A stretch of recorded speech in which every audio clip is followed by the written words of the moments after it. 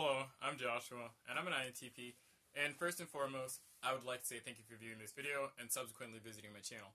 The topic of this video will be on emotion, and the reason I want to talk about this is just because primarily whenever topology is discussed, there is the dichotomy between thinking and feeling.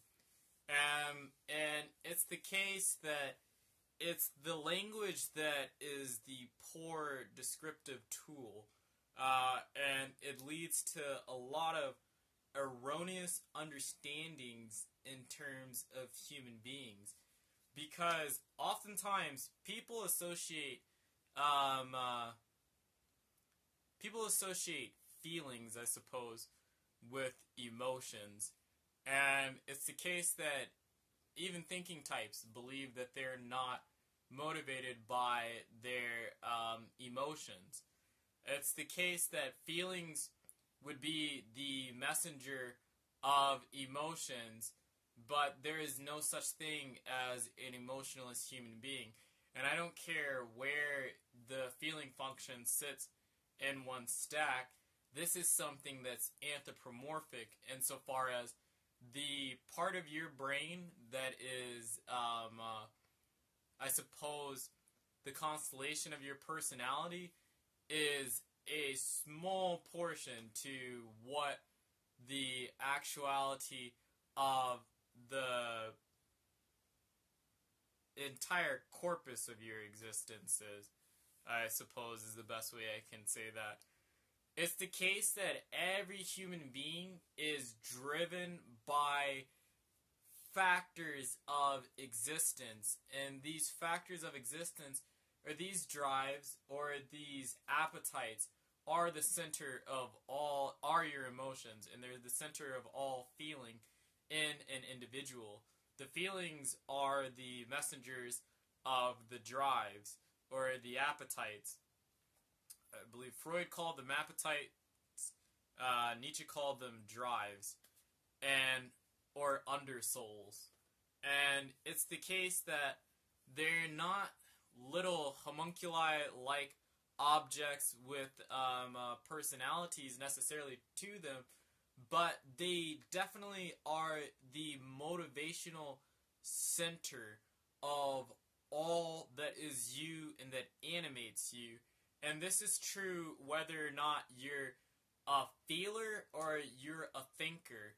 And it's the case that play and exploration is a drive. It's the case, well, play is a drive. It's accompanied by the emotion of joy. Exploration is a drive. People are driven to explore things to a certain degree, and that's mediated. Exploration and pursuit. They're mediated by the dopaminergic system and are characterized by enthusiasm or elation. Fear and sadness are drives. Panic. Fear is feeling sad. Panic is feeling threatened. And it's not the case that sad or fear and panic and threat are the same things. Depressed people aren't just sad, they're panicking. And they see the world as one big threat mechanism. It's also the case that anger is a drive, but that's easy to see. But it's not really anger, it's aggression, and anger is its messenger. And typically that has to deal with threat as well. Some degree of threat, but also a degree of competition and hierarchical appraisal. That's a real thing. And, well, I mean, intuitively we know this just from human history, but affective neuroscience shows these things to be the case. Disgust is a sensitivity that elicits an emotion, but it's not an innate drive. But it's important that people have varying levels of disgust sensitivity, and the degree to which they feel and experience disgust, it has a whole lot to do with how they tend to comport themselves in the world. Also, care and nurture. And it's the case that this is a drive because it's not only that females have the capacity to care for infants, but human males also participate in caring for infants, and we have maternal capacities to us. All individuals have what we would like to describe as maternal capacities to us, and these centers are mediated by vasopressin, oxytocin, and progesterone or progesterone. And it's the case that sex is also a drive, or lust. Lust or sex, it's a drive, obviously, and every person who's gone through puberty knows what it feels like to be horny, and it's a case that that's mediated by testosterone, a conglomeration of testosterone and dopamine. And it's the case that every human being is comprised of these things, like every single one. And what you have your rational brain for is to inhibit their activities and to make it such that you can feel as if you're Lord and chief oracle of your house, essentially. But you're not living. You're not living in you're not the only person in your house. If you want to consider the self as a house, or I'd like to describe the self as a house. And two, you are not the president, chief, executive.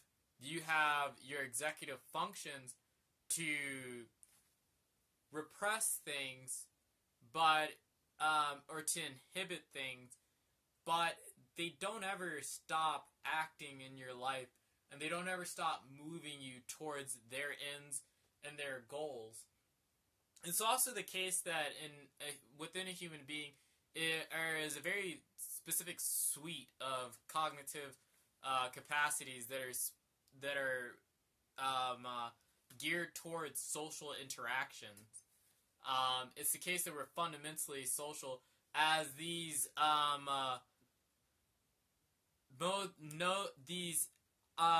areas and aspects of our brain that are geared towards our social bent are they innervate and connect to the drives, and there is a communication and a dynamic between the two of them.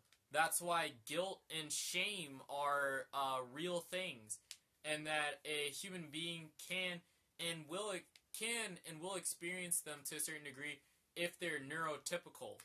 And neurotypical just means that most of your drives work, or they function to a reasonable level that's distinguishable. But it's the case when somebody's not neurotypical, that's not the case. Either a drive doesn't function or it's overactive. That's the best, underactive or overactive. But it's the case that whether or not you're an INTP, ENTP, ESFJ, ISFJ, that fundamentally you all have the same motivational landscapes. It's just you have the same motivational landscapes. The only thing that differs in terms of the motivational landscape is the motivational schemes. How you tend to want to construe the world in order for you to reach your goals. And you are fundamentally a social creature. I don't care what personality you have. It's irrespective of personality, you're social. Like, whether you know it or not, you're social. You're just a fish living in water. And it's the case that you specifically evolved to live in dominance hierarchies, roughly, and hierarchical models or processes of communalism. And it's more so the case that what your personality does for you is select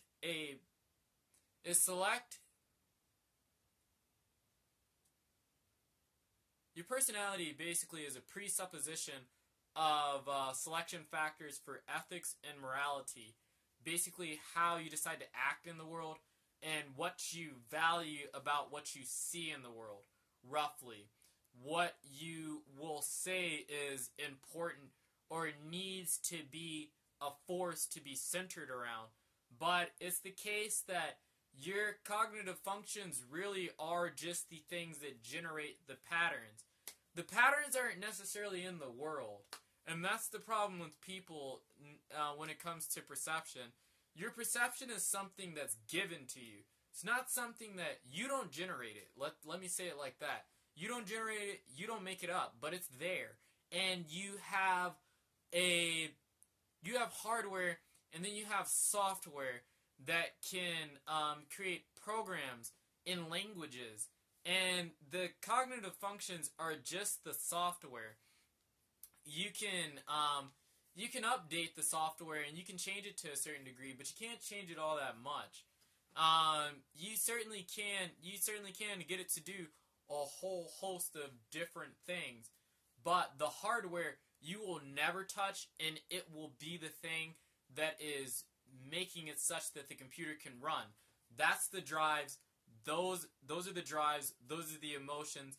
Those are the fundamental aspects to your existence, to such an extent that they're superordinate in their dominance of all that is you. They pervade you to be a motivational, aspirational creature. Even if you don't feel motivated, the only reason you are able to know things about yourself is because you have a system of pain and pleasure, reward and chide that exists in you. That's its own little self-mediating and appropriative agent. It just wants to move you towards the things that your environment shows itself to be in accordance with its innate dispositions, tastes, predilections, and drives, and wants to give you dopamine for getting close to them, wants to flood you with serotonin to tell you to, not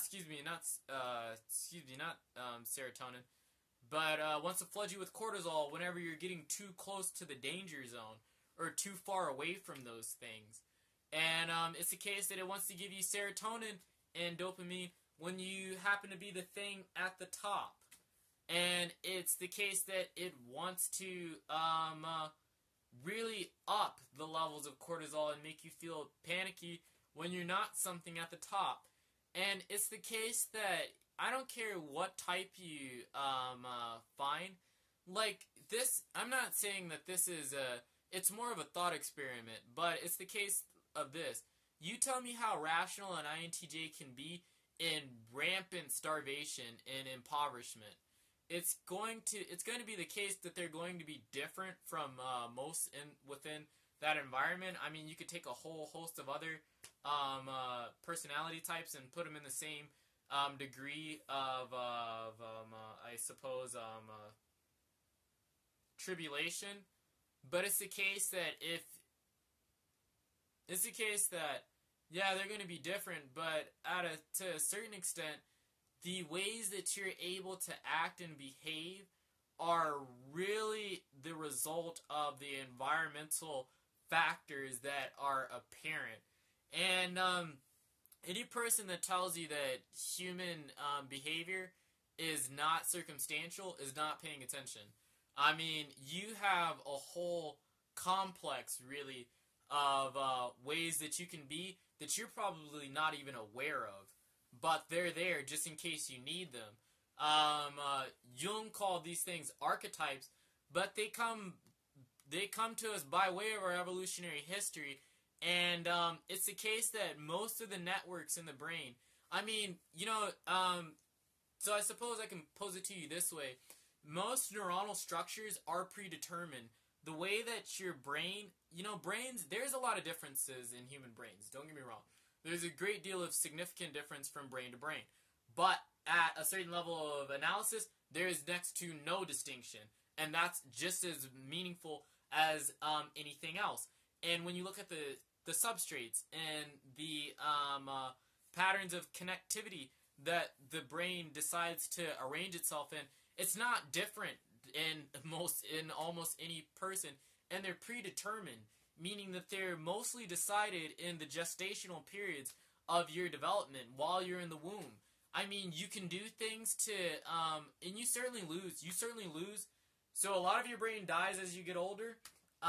You certainly lose different neuronal connections, and you regress into the person you become, or you die into the person you become, but you don't, and you create new synapses, and you create new pathways to a limited degree. The overall conglomeration of what you can decide you are is so narrow, so very, very narrow.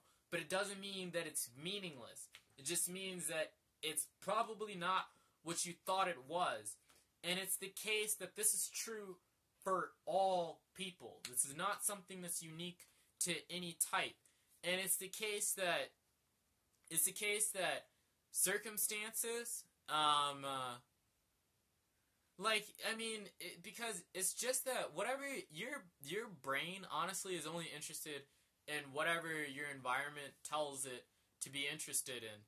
In a very simple way, if you don't, this is why people can be addicted to texting or anything that seems bane or trivial, because your mind's not really concerned with exactly what it is you're doing, so long as what you're doing gets you what you want. That's it. It doesn't, that's about it. That is about it. And that's why human beings can practice and demonstrate such abhorrent behaviors in such extreme ways in various epochs of history that we look at this point in time of history and think that, God, they're so morally detestable or so simple-minded. But the case is that you live in a very, very lush and lavish and decadent age to be in, and you don't know necessarily what your nature constitutes. And most individuals don't even believe that a human nature exists for the most part. But I can assure you that it's there, and it's emotional. It's emotional. It's emotional because it's motivational and aspirational, and that's all that it is. That's about all that it is. And you can think differently, and you're free to. But I mean, if you think that human beings aren't there's not a great deal of for all that people say about you can't boil people down to statistics. Well, that's true, but it's not true for the reasons that you might think that it is. Because people, as different as you might think you are from another person, you're not all that different. I mean, there's very, very few facets of an individual's existence that differentiates them in a large degree from another person. Small differences have cascading effects. It doesn't mean that they're not significant, and it doesn't mean that they're not meaningful. But the genetic differences between people, not extreme. The not very pronounced, not very well pronounced at all. And it's the genetic differences in people, the overall differences in trait distribution. There's not a lot of statistical outliers in a given population. Most people are within 1 to 2 standard deviations of a mean, if they're not smack dab in the middle. And it's just the case that, trust me, there's a nature in people are more predictable than they might want to believe, or they're more animalistic than they might readily notice or are aware of. But you're just as much.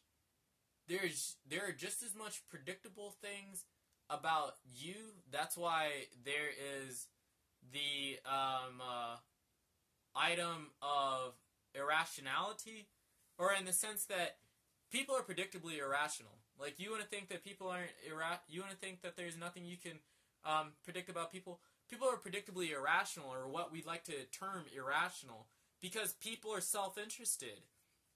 People are motivational and aspirational, and those things don't show up in the way that you might think that they do.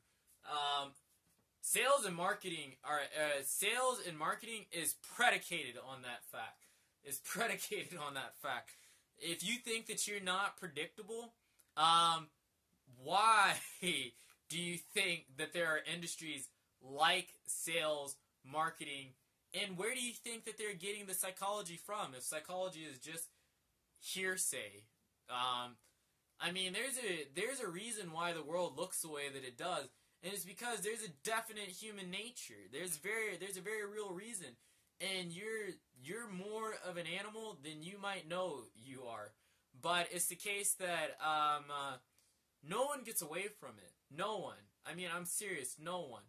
It's the only thing that could potentially save you is psychoticism. You could be a sociopath or a psychopath. You could be and even there's not a, because not every psychopath is a homicidal maniac. Not every sociopath is not every sociopath is a psychomaniac killer. Despite what Hollywood would like to portray, or what some individuals would have you believe. They're motivationally driven just like another person.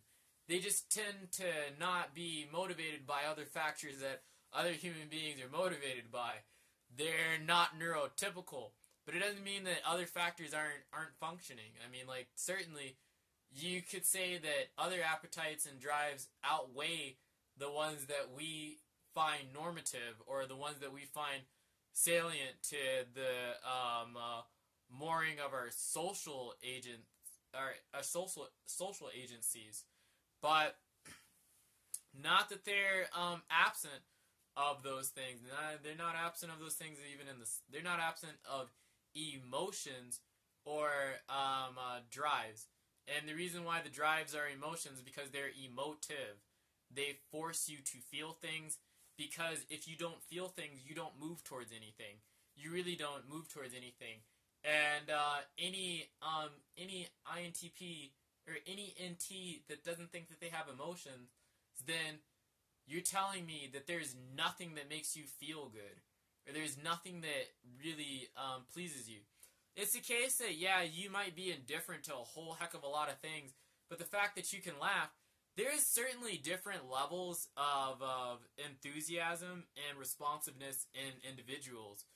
But it is not the case that I don't care anywhere under this big, bright, blazing, gaseous ball of a sun that we have, that you will be able to find any person who's drive-less. Because that's not possible. Because you wouldn't be they wouldn't be human. You can't, I mean, it's not possible for a human being to not have emotions. It's really not. Even if you don't want them, they're there, man. Like, they're there. And, yeah, it's just a case. And I think the reason for a lot of the error in the,